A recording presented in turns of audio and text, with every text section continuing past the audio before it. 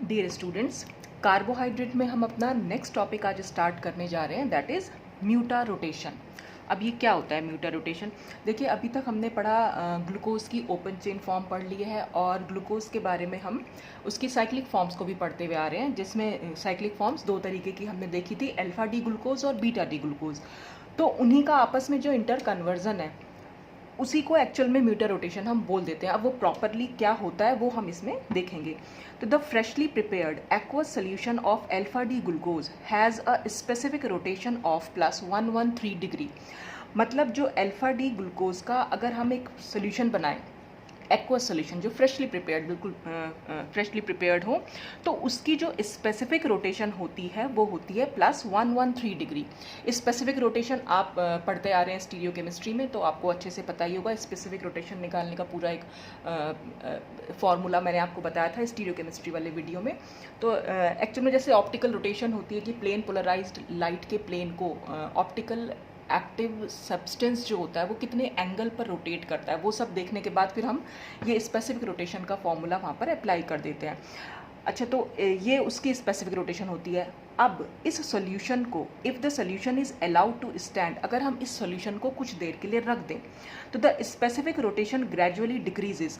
जो इसकी specific rotation होती है वो धीरे धीरे डिक्रीज करना शुरू हो जाती है and attains a constant value of +52.5 in about 6 hours. तो 6 घंटे के अंदर अंदर क्या होगा कि ये जो +113 है ऑप्टिक स्पेसिफिक रोटेशन, ये धीरे धीरे डिक्रीज करना शुरू हो जाती है और एक कांस्टेंट वैल्यू +52.5 डिग्री पर जाकर कांस्टेंट हो जाती है। ठीक है, ठीक ऐसे ही similarly the freshly prepared aqueous solution of beta D glucose has a specific rotation of +19 degree. ठीक ऐसे ही जो एक बीटा डी ग्लूकोज का फ्रेशली प्रिपेयर्ड एक्वस सोल्यूशन है उसकी स्पेसिफिक रोटेशन होती है +19 degree. On keeping the solution for some time, अगर हम इस सोल्यूशन को भी थोड़ी देर के लिए रख दें तो the specific rotation gradually increases. उसकी जो स्पेसिफिक रोटेशन होगी बीटा डी ग्लूकोज की वो धीरे धीरे इंक्रीज करना शुरू हो जाएगी and attains the same equilibrium value that is 52.5 degree.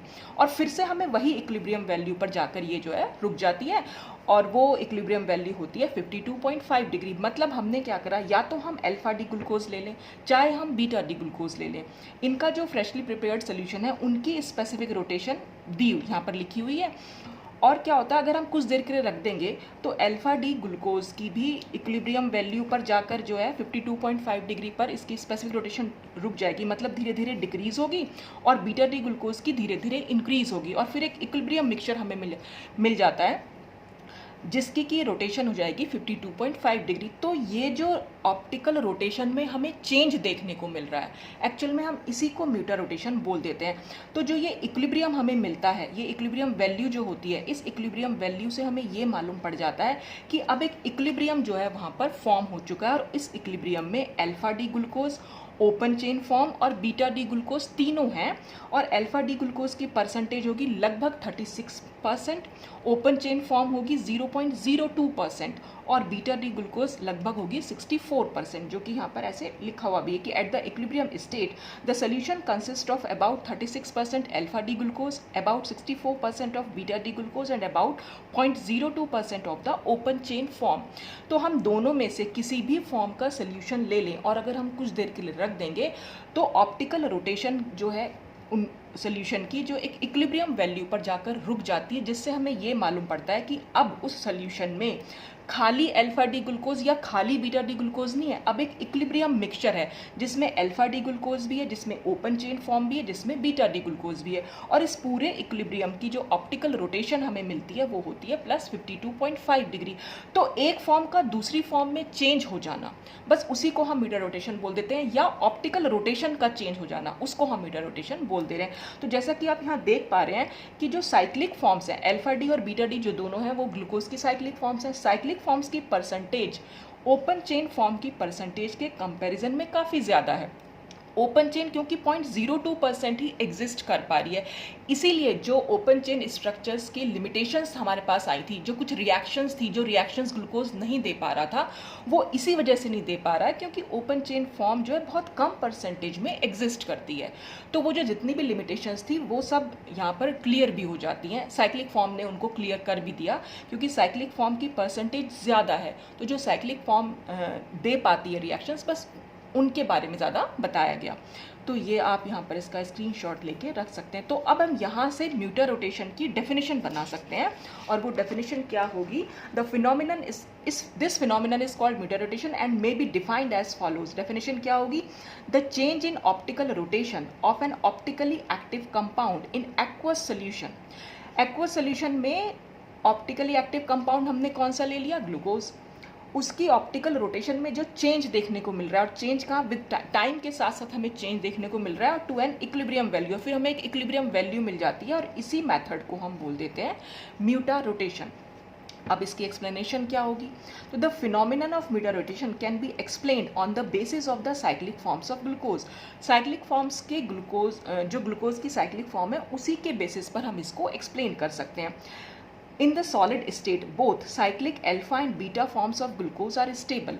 जो solid state होती है उसमें तो जो दोनों cyclic forms हैं वो stable हैं, ठीक है, वहाँ पर कोई change हमें देखने को नहीं मिल रहा है। However, when either form is placed in solution, और जब हम इनका कोई भी एक्वस सोल्यूशन ले लेते हैं, इन फॉर्म्स का जब हम एक्वस सोल्यूशन ले लेते हैं, तो it slowly forms the other via the open chain aldehyde form. तो क्या होगा? धीरे धीरे एक फॉर्म दूसरी फॉर्म में चेंज होने लग जाती है। किसके through? Through open chain aldehyde form. And the gradual change in specific rotation is attributed to the establishment of equilibrium between the two forms. और जो ये हमें चेंज देखने को मिल रहा है स्पेसिफिक रोटेशन में, इससे हमें मालूम पड़ता है कि इक्विलिब्रियम जो है वो इस्टेब्लिश, वो बन चुका है दोनों फॉर्म्स के बीच में। The final value plus 53 degree correspond to the equilibrium mixture of the alpha and beta forms। और alpha और beta forms का जो equilibrium mixture होता है उसकी जो specific rotation होगी वो plus 53 डिग्री होती है। तो ये उसकी explanation थी कि एक फॉर्म दूसरी फॉर्म में चेंज हो जाती है थोड़ी देर रखने के बाद, और मतलब उनकी स्पेसिफिक रोटेशन चेंज हो रही है through open chain aldehyde form. और वो जो फाइनल हमारे पास ऑप्टिकल रोटेशन या स्पेसिफिक रोटेशन जो निकल के आती है वो उस इक्विलिब्रियम मिक्सचर की आती है, जिसमें अल्फा, बीटा और ओपन चेन फॉर्म तीनों की तीनों इक्विलिब्रियम में है। अच्छा, फिर इसकी मैकेनिज्म क्या होगी? अब इसकी मैकेनिज्म अगर हम देखें, it was proposed that mutar rotation takes place only in the presence of an amphoteric solvent like water। ये प्रपोज किया गया कि म्यूटर रोटेशन जो है सिर्फ तभी पॉसिबल है जब हम इनका कोई सोल्यूशन ले लेंगे, मतलब सोल्यूशन फॉर्म में। सॉलिड स्टेट में तो पॉसिबल नहीं है, लेकिन सोल्यूशन फॉर्म में, और सोल्यूशन कोई भी हम एम्फोटेरिक सॉल्वेंट ले सकते हैं, जैसे कि वाटर। अब यहाँ एम्फोटेरिक का मतलब क्या है? एम्फोटेरिक सॉल्वेंट से मतलब होता है वो सॉल्वेंट जो एसिड की तरह भी बिहेव कर सके, जो बेस की तरह भी बिहेव कर सके, जो दोनों की तरह बिहेव करता है, उसी को हम बोल देते हैं amphoteric solvent, which can act both as an acid और बेस। और एसिड और बेस हम यहाँ किसको बोल रहे हैं? एसिड होता है जो प्रोटॉन को दे सके, और बेस वो होता है जो प्रोटॉन को एक्सेप्ट कर सके। या हम ये भी कह सकते हैं कि एसिड जो होता है इलेक्ट्रॉन एक्सेप्टर होता है, और बेस जो होता है वो इलेक्ट्रॉन डोनर होता है। अगर इलेक्ट्रॉन के कंसर्न में हम बोलेंगे तो डेफिनेशन ये आ जाए कि बेस जो होता है इलेक्ट्रॉन देने वाला, और एसिड जो होता है इलेक्ट्रॉन लेने वाला। और अगर हम प्रोटॉन के, और प्रोटॉन हम किसको बोल रहे हैं? H+ आयन को। तो प्रोटॉन के कंसर्न में अगर हम बोलेंगे डेफिनेशन, तो एसिड वो होते हैं जो प्रोटॉन को दें, H+ आयन दें, और बेस वो होते हैं जो H+ आयन को ले लें। तो mutarotation occurs via formation of open chain aldehyde form as an intermediate. तो म्यूटा रोटेशन में क्या होता है? ओपन चेन एल्डिहाइड फॉर्म एक इंटरमीडिएट की तरह बनती है। मतलब अगर हमने सबसे अल्फा फॉर्म ले रखी, तो अल्फा फॉर्म पहले ओपन चेन में बदलेगी, और फिर ओपन चेन से बीटा डी ग्लूकोज हमें मिलेगा। और अगर हमने बीटा डी फॉर्म ले रखी है, तो बीटा डी पहले ओपन चेन में बदलेगी, और फिर ओपन चेन जो है वो अल्फा डी में चेंज होगी। तो यहाँ पर जो ओपन चेन एल्डिहाइड फॉर्म है वो हम एज एन इंटरमीडिएट हम बनती है। The cyclic forms opens up due to attack by water. अगर हमने साइक्लिक फॉर्म ले रखी है, चाहे वो हमने अल्फा ले रखी है चाहे बीटा, तो ये जो है ओपन होती है। कैसे? क्योंकि इस पर वाटर, क्योंकि हमने सोल्यूशन एक्वा सोल्यूशन ले रखा है, तो वाटर जो है इस ओपन चेन पर अटैक करता है और यहाँ पर वाटर जो है एसिड की तरह भी काम करेगा और बेस की तरह भी काम करेगा। कैसे करेगा अभी मैं समझाऊंगी इसको। The process involves simultaneous removal of proton from hemiacetal hydroxyl group. अब देखिए यहाँ पर क्या होता है, प्रोटॉन, इस प्रोसेस में क्या होगा, यहाँ पर simultaneous removal of proton from hemiacetal hydroxyl group and donation of a proton to the oxygen of the ring. यहाँ पर दो काम हो रहे हैं और दोनों के दोनों एक साथ हो रहे हैं। अब वो दो काम क्या हो रहे हैं, यहाँ पर वाटर जो है बेस की तरह भी काम करेगा और वाटर जो है एसिड की तरह भी काम करेगा। जब वाटर बेस की तरह काम करेगा तो वो H+ आयन को ले लेगा। अब यहाँ पर लिखा हुआ है ना हेमी एसिटल हाइड्रोक्सिल ग्रुप। अब हेमी एसिटल मैंने आपको बताया था, रिंग फॉर्म जो बन रही है वो हेमी एसिटल फॉर्म करते हैं, तभी वो रिंग स्ट्रक्चर पॉसिबल होता है। एल्डिहाइड और अल्कोहल की रिएक्शन से हेमी एसिटल्स बनते हैं, तो यहाँ पर ये साइक्लिक हेमी एसिटल बन के आया है। तो जिस कार्बन से ये बन रहा है तो उसको हम बोल देते हैं हेमी एसिटल कार्बन, और उस कार्बन से जो ये OH ग्रुप अटैच्ड है इसको हम बोल देते हैं हेमी एसिटल हाइड्रोक्सिल ग्रुप। ठीक है, तो इस हाइड्रोक्सिल ग्रुप से ये जो H+ आयन है, यानी जो प्रोटॉन है, H+ आयन को हम प्रोटॉन की तरह बोल रहे हैं, तो प्रोटॉन का रिमूवल यानी प्रोटॉन हट जाएगा यहाँ से, और वो प्रोटॉन लेगा कौन, ये वाटर ले लेगा। वाटर यहाँ बेस की तरह काम कर रहा है और बेस का क्या काम होगा, प्रोटॉन को लेना या इलेक्ट्रॉन को देना। आप यहाँ ये भी समझ सकते हैं कि ऑक्सीजन के पास इलेक्ट्रॉन है, ऑक्सीजन अपने इलेक्ट्रॉन इस H+ आयन को दे देगा, तो ये H+ आयन जो है इस OH2 से जाकर जुड़ जाएंगे। ठीक है, तो इसलिए H+ आयन का निकलना मतलब प्रोटॉन का रिमूवल हो या फिर इलेक्ट्रॉन का देना हो, वो बेस काम करता है यहाँ पर। ठीक है, और उसी समय क्या होगा, donation of a proton to the oxygen of the ring. जो इस रिंग की ऑक्सीजन है उसमें वाटर का मॉलिक्यूल एसिड की तरह भी काम करेगा और वो अपने H+ आयन इस ऑक्सीजन को दे देगा। तो ये दोनों काम, यहाँ से H+ आयन का निकलना और यहाँ पर H+ आयन का जाना, ये दोनों के दोनों एक साथ होते हैं। और इससे क्या होगा, दस फॉर्मिंग ओपन चेन फॉर्म, इसकी वजह से ये ओपन चेन फॉर्म जो है बन जाती है। ठीक है, और ये फिर ओपन चेन क्या होती है, वापस से रीक्लोज होगी, दोबारा से बंद हो जाती है और दोबारा से बंद होने के बाद ये बीटा डी ग्लूकोज में चेंज होगी। हालांकि बंद होने के बाद ये दोनों फॉर्म्स दे सकती है, अल्फा डी भी और बीटा डी भी। ये बात मैंने आपको समझाई थी जब हम ओपन चेन से साइक्लिक फॉर्म का जो फॉर्मेशन था वो पढ़ा था, जब हेमी एसिटल कैसे बनता है। OH अगर राइट हैंड साइड पर चला गया तो अल्फा डी ग्लूकोज, और OH लेफ्ट हैंड साइड पर चला जाएगा तो बीटा डी ग्लूकोज। तो दोनों फॉर्म का फॉर्मेशन यहाँ पर हो सकता है। अब देखिए प्रोसेस हुआ कैसे। ये हमारे पास अल्फा डी ग्लूकोज था, ये वो हेमी एसिटल रिंग बनी हुई है ऑलरेडी।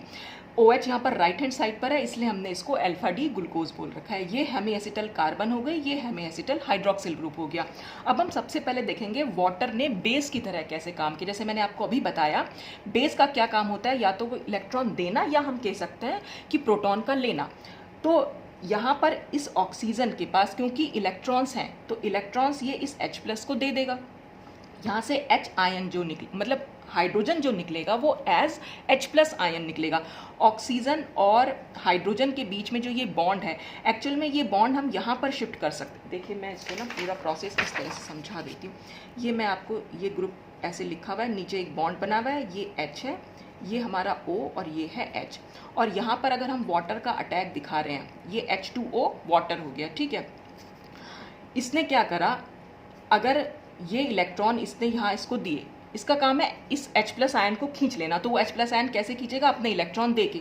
तो ये H+ आयन तो निकल जाएंगे, और जब H जो है यहाँ से क्योंकि H+ की तरह निकल रहा है यानी अपने इलेक्ट्रॉन देकर निकल रहा है, तो ये बॉन्ड जो है ऑक्सीजन पर शिफ्ट हो जाएगा। जब ये बॉन्ड ऑक्सीजन पर शिफ्ट होगा तो ये बन जाएगा CO पे नेगेटिव चार्ज हो जाएगा, ये H है और ये बॉन्ड यहाँ पर बना हुआ है। अच्छा, यहाँ पर एक रिंग और जा रही है ये ऑक्सीजन की तरह, तो मैंने यहाँ पर एक रिंग और बना दी, ये ऑक्सीजन वाली। ठीक है, ये इस तरह से बनी हुई है, ये पूरा स्ट्रक्चर यहाँ पर कार्बन कार्बन है। ठीक, अब जब इसने ये H+ आयन ले लिए हैं तो अब क्या होगा, ऑक्सीजन ने इस H को अपने साथ जोड़ लिया है, और क्योंकि ऑक्सीजन ने अपने इलेक्ट्रॉन दे दिए हैं तो ऑक्सीजन पर आ जाएगा पॉजिटिव चार्ज। तो अब ये पूरा क्या बन गया, ये बन गया हमारा हाइड्रोनियम आयन। H तो 3 हो गए और ऑक्सीजन पर आ गया पॉजिटिव चार्ज, तो ये हाइड्रोनियम आयन यहाँ पर बन गया। ठीक है, एक काम तो ये हो गया यहाँ पर। अच्छा, अब दूसरा काम क्या होगा? दूसरा काम हमने यहाँ दिखा रखा है, वाटर ने एसिड की तरह काम किया। वाटर जब एसिड की तरह काम करेगा, इसका मतलब वो H प्लस आयन को दे रहा है। तो H प्लस आयन यहाँ पर निकलेंगे, फिर से यहाँ पर देखिए H और ये OH, ठीक है। अब क्या होगा, ये H प्लस आयन दे रहा है, यानी यहाँ से H प्लस की तरह निकल रहा है। जब ये H प्लस की तरह निकलेगा तो ये जो बॉन्ड है पूरा का पूरा इस ऑक्सीजन पर आ जाएगा। तो अब यहाँ पर तो ये बन जाएगा, वाटर तो चेंज हो जाएगा OH माइनस आयन में, और ये H निकलेगा H प्लस की तरह, और ऑक्सीजन के पास यहाँ पर इलेक्ट्रॉन है, तो ये अपने इलेक्ट्रॉन इस H प्लस को दे देगा। जब ये इस H प्लस को देगा तो अब क्या बन जाएगा, अब देखिए यहाँ पर क्या होगा, C, ये ऑक्सीजन, ये नेगेटिव, ये H, और ये यहाँ बॉन्ड, ये पूरी कार्बन चेन जारी रखी है।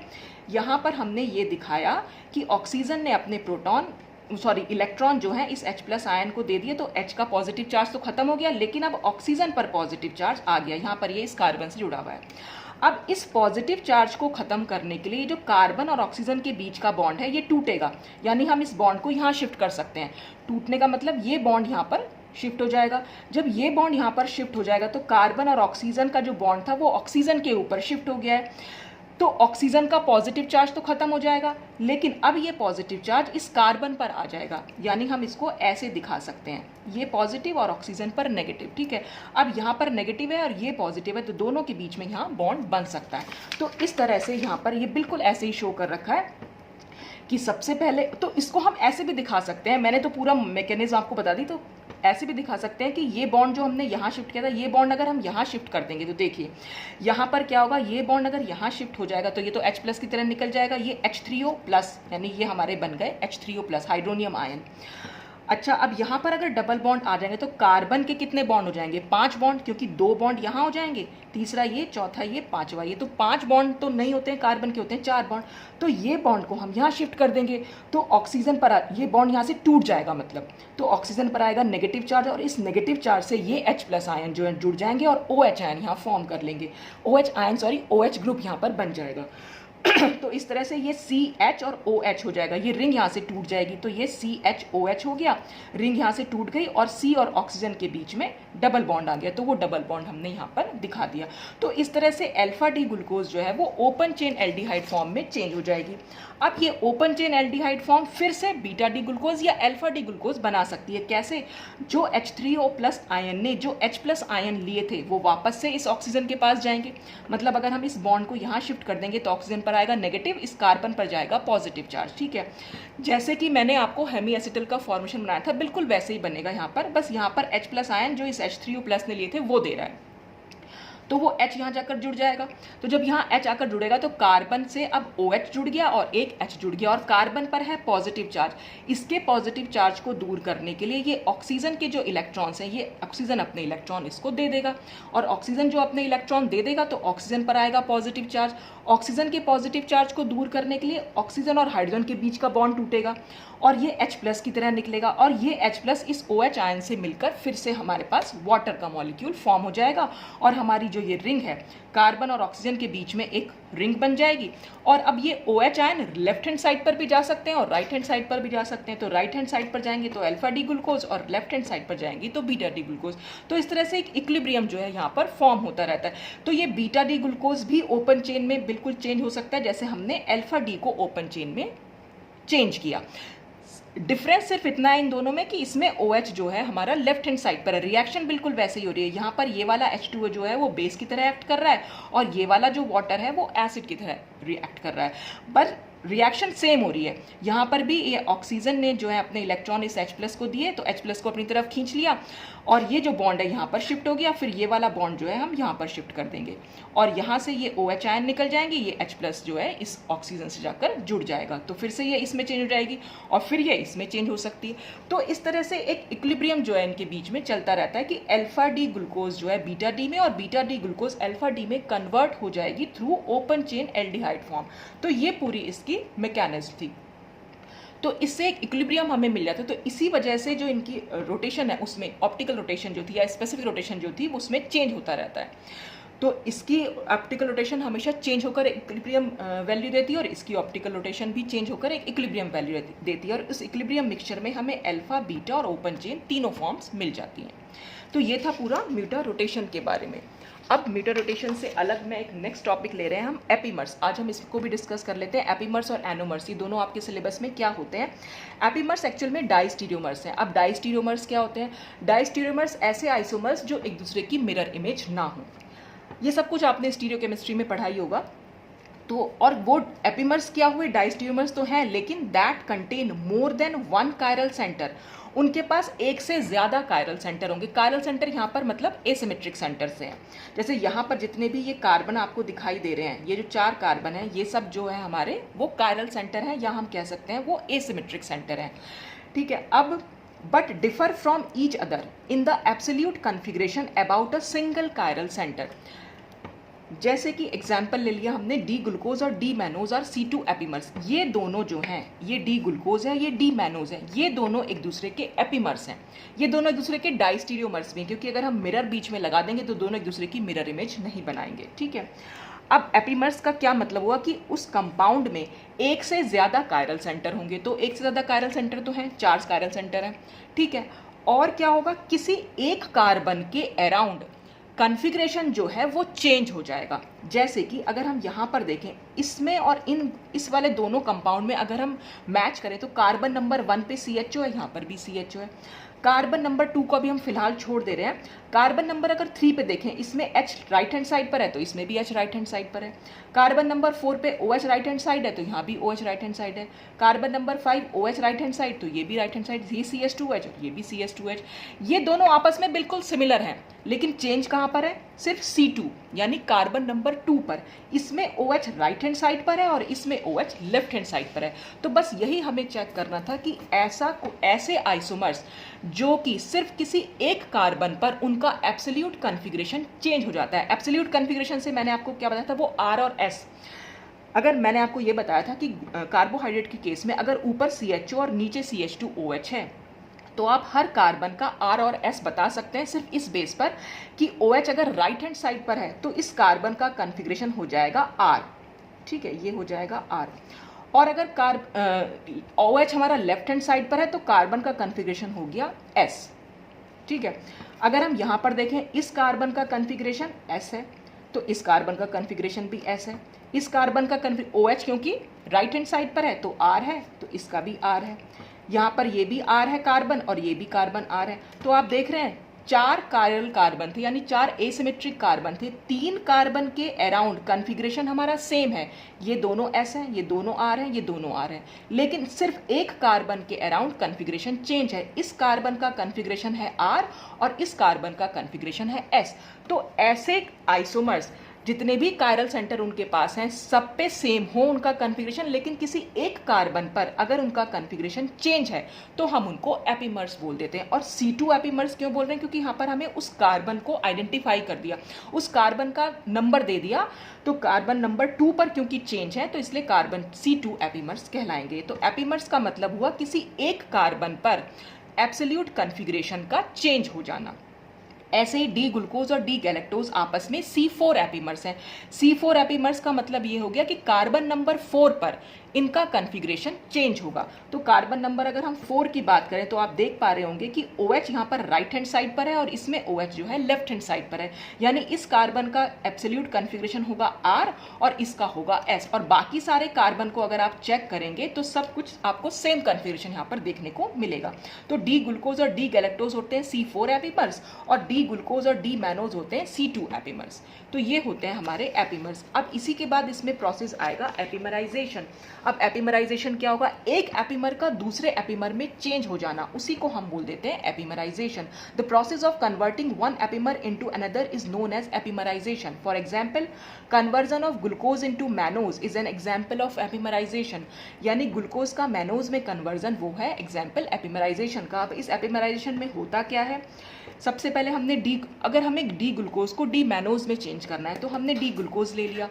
डी ग्लूकोज का सबसे पहले हम ऑक्सीडेशन करा देते हैं।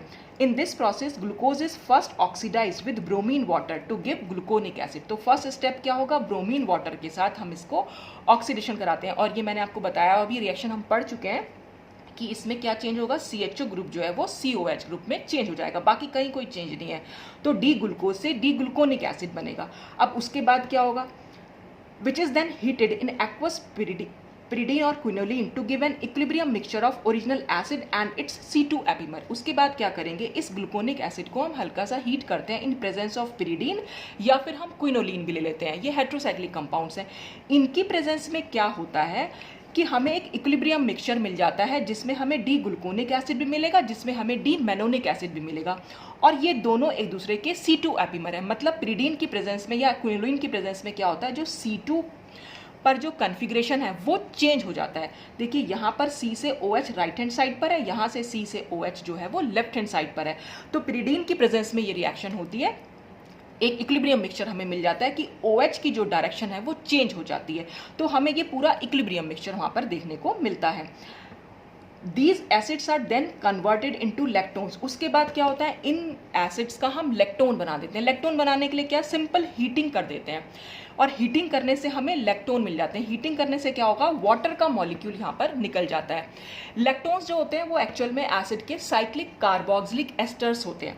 तो यहाँ पर ये लेक्टोन्स जो बनेगा किस तरह से बना, यहाँ पर ये देखिए 1 2 3 4 कार्बन, 1 2 3 4, तो यहाँ से ये H और यहाँ से ये OH, ये वाटर का मॉलिक्यूल H2O निकल जाएगा, और जब ये H2O निकलेगा तो इस ऑक्सीजन और इस कार्बन के बीच में एक बॉन्ड बन जाएगा। तो ये ऑक्सीजन और इस कार्बन के बीच में बॉन्ड बन गया और ये C डबल बॉन्ड इस पर रहा, तो ये साइक्लिक कार्बोक्सिलिक एस्टर्स बने जिनको हम लेक्टोन्स बोल देते हैं। तो इस तरह से मैनोनिक एसिड का भी मैनोनोलैक्टोन बनता है और ग्लूकोनिक एसिड से भी ग्लूकोनोलैक्टोन बनता है, लेकिन वो मैंने यहाँ पर डिस्कस नहीं किया क्योंकि हमें डी ग्लूकोज से डी मैनोज बनाना सीखना है, तो हमने सिर्फ इसलिए मैनोनिक एसिड का ही लेक्टोन लिया है, ठीक है, हालांकि बनते दोनों के हैं। अच्छा, उसके बाद क्या होगा, उसके बाद हम इस मैनोनोलैक्टोन का रिडक्शन करा देंगे। रिडक्शन कराने का क्या मतलब, ये सोडियम एमलगम की प्रेजेंस में रिडक्शन होता है। रिडक्शन का मतलब होता है एडिशन ऑफ हाइड्रोजन, यानी ये रिंग जो है यहाँ से ब्रेक हो जाएगी, एक हाइड्रोजन इस ऑक्सीजन से जुड़ जाएगा और एक हाइड्रोजन इस कार्बन से जाकर जुड़ जाएगा। तो जब कार्बन से जुड़ेगा तो CHO ग्रुप बन जाएगा और यहाँ जुड़ेगा तो ये OH। तो इससे क्या होगा, हमें डी मैनोज मिल जाएगी। तो डी ग्लूकोज और डी मैनोज में क्या डिफरेंस हुआ, सिर्फ C2 कार्बन पर कन्फिग्रेशन जो है वो चेंज है। तो C2 कन्फिग्रेशन चेंज हुआ, तो इसलिए एक एपिमर जो है दूसरे एपिमर में चेंज हो गया, और इसी को हम एपिमराइजेशन बोल ले रहे हैं। और यहाँ पर जो ये C2 कार्बन है इसको हम बोल देंगे एपिमेरिक कार्बन, ठीक है। जिस कार्बन पर कन्फिग्रेशन चेंज है किसी एक कार्बन पर होगा और बस उसी कार्बन को हम एपिमेरिक जो है कार्बन बोल देते हैं। तो अगर हम एपिमराइजेशन को फिर से हम ठीक से डिफाइन करें तो डेफिनेशन आ जाएगी, this change of configuration of one asymmetric carbon atom in a compound containing 2 or more asymmetric carbon atoms is known as epimerization. तो जो ये चेंज हुआ कन्फिग्रेशन में किसी एक एसिमेट्रिक कार्बन एटम कह लो या किसी एक कायरल सेंटर कह लीजिए, और उस कंपाउंड में एक से ज्यादा 2 or more asymmetric carbon atoms हैं, तो उसको हम बोल देते हैं epimerization. The carbon atom about which the 2 epimers differ in their configuration is known as epimeric carbon. जिस कार्बन के अराउंड वो कन्फिग्रेशन चेंज होता है बस उसको हम बोल देते हैं एपिमेरिक कार्बन। तो ये था पूरा एपिमर्स और एपिमराइजेशन के बारे में। और लास्ट छोटा सा टॉपिक है एनोमर्स। अब ये एनोमर्स क्या होते हैं, एनोमर्स और साइक्लिक एपिमर्स, ये भी एपिमर्स होते हैं लेकिन बस ये साइक्लिक होते हैं, विच differ from each other in the configuration of the carbon. यहाँ पर भी किसी एक कार्बन पर कन्फिग्रेशन चेंज होगा पर किसी एक पर नहीं होगा, वो एक कौन सी होगी, विच become asymmetric in the ring structure,